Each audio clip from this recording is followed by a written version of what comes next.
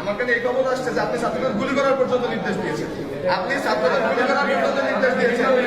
আপনারা যেদিনকে আমাদেরকে সাদা গাড়ির মাধ্যমে তুলে যাওয়ার প্ল্যান করছিলেন যে আপনাদের প্রশাসনের সিটিএসপির মাধ্যমে আমাদের তুলে নিয়ে যাবেন, সেদিনকে আমরা বলছি আমরা ভার্সিটির অথরিটি ছাড়া যাবো না। কারণ এই পুলিশ বাহিনী 16 বছর ধরে জনগণের কাছ থেকে গ্রহণযোগ্য ধারাইছে, এটা আপনি শিওর? আপনারা এখন ভয় পান রাস্তায় নামতে, লজ্জা লাগে আপনাদের যে আপনারা এই ড্রেস পরে রাস্তায় নামতে আপনাদের লজ্জা লাগে। তার চেয়ে বড় কথা হচ্ছে আপনারা ওই দিনকে এস এম কামাল আতিপাতি নেতা এদের সামনে আমাদের সাথে খারাপ ব্যবহার করছে, আপনারা প্রশাসনের কেউ কি প্রতিবাদ করছেন?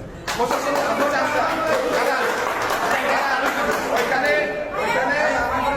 ওইখানে একজন সিনিয়র সিটিজেন ছিল আমাদের অভিভাবক, তাকে রাজাকারের বাচ্চা বলে গালি দেওয়া হয়েছে। আপনি তখন কেন প্রতিবাদ করেন নাই?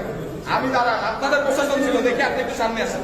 লজ্জা করতেছে, সামনে আসেন, এখানে আসেন। প্রশাসনের চামচারা যারা আছেন এখানে ভবিষ্যতে থামাবেন, এটা তো আমরা ভাবতে পারি। আমরা ছাত্র